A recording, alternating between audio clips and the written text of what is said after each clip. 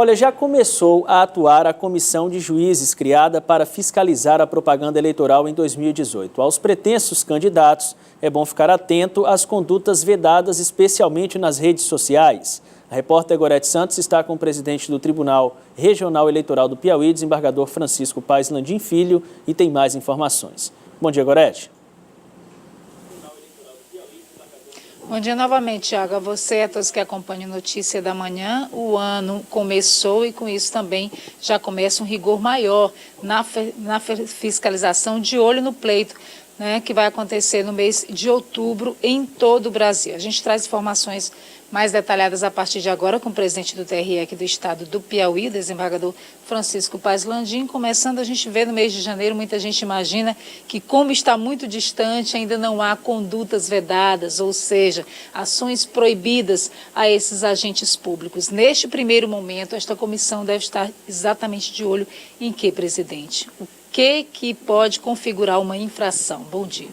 Bom dia.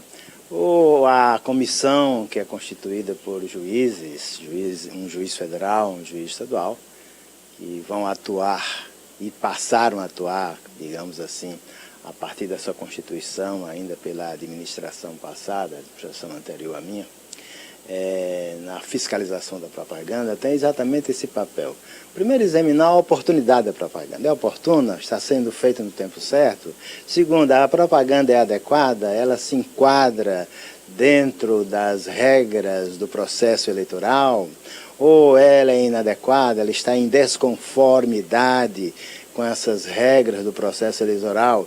E a partir daí, cada um deles tem atuação monocrática, tem atuação individual, não é um órgão coletivo, a comissão não é um órgão coletivo. Cada um desses três juízes vai atuar individualmente, digamos assim. E ele toma a decisão, vai dizer se aquela propaganda é oportuna ou inoportuna, se está sendo feita fora de época, ou se está sendo feita na época correta, ou se está sendo feita na época correta, se ela é adequada, se ela é inadequada, se ela ofende os princípios do processo eleitoral. A partir daí ele toma a decisão. Se houver recurso, ele mesmo traz a decisão para o pleno do tribunal e ele mesmo relata o fato e o tribunal decide acerca da decisão que ele tomou, que está sendo objeto de recurso. As redes sociais, elas têm sido uma ferramenta cada vez mais utilizada, inclusive pelos políticos, nesse processo eleitoral, em função da sua grande difusão. O que se pode, nesse momento, em relação a essas redes sociais, o que pode ser utilizado e o que pode trazer mais à frente uma complicação para esses pré-candidatos, digamos assim? Pois é, as redes sociais são hoje, modernamente falando, um instrumento da opinião pública. A opinião pública nasceu na cidade medieval, né? Como também a política nasceu quando a cidade se estruturou. Nasceu a cidade, nasceu a opinião pública, e agora a opinião pública dispõe desses instrumentos modernos, de uma comunicação mais rápida, de uma intercomunicação.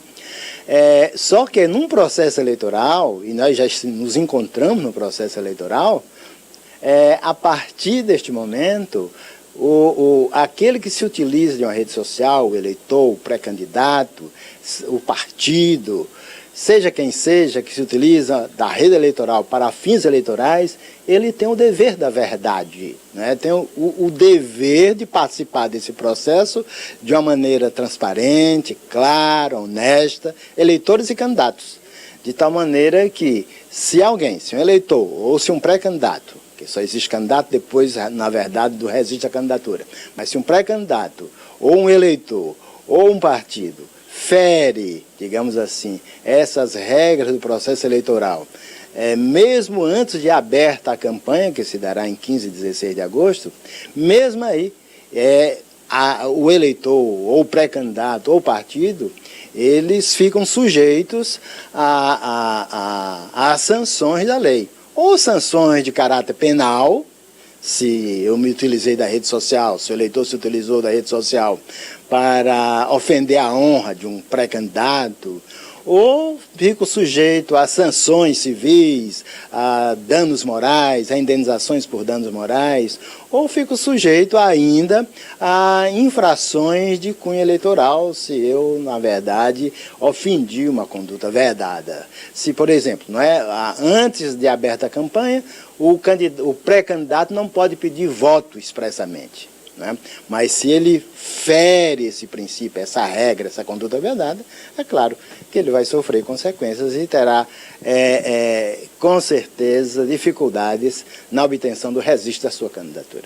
A gente observa que à medida que o processo eleitoral ele flui mais precisamente nas proximidades do dia do pleito, na campanha eleitoral, essas denúncias elas costumam aumentar muito, muitas vezes traz uma complicação até para o Tribunal Regional Eleitoral, que precisa julgar tudo dentro de um tempo delimitado. Esse trabalho que começa a partir de agora também já é, de certa forma, uma antecipação de tudo isso, é uma forma também de agilizar esse procedimento, desembargador? Sem dúvida. O Tribunal e a Justiça Eleitoral como um todo, em todo o país, tem um calendário eleitoral que ela deve obedecer rigorosamente, prazos para serem cumpridos.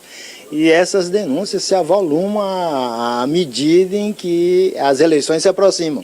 Mas mesmo depois da eleição, no período pós-eleitoral, fica ainda um rescaldo muito grande de impugnações, de investigações judiciais a respeito de notícias que foram divulgadas pela rede social, ou propagandas que foram feitas indevidamente, ou pesquisas, que foram feitas indevidamente. Por exemplo, a partir de 1º de janeiro, a pesquisa precisa estar registrada no Tribunal Regional Eleitoral para ser divulgada.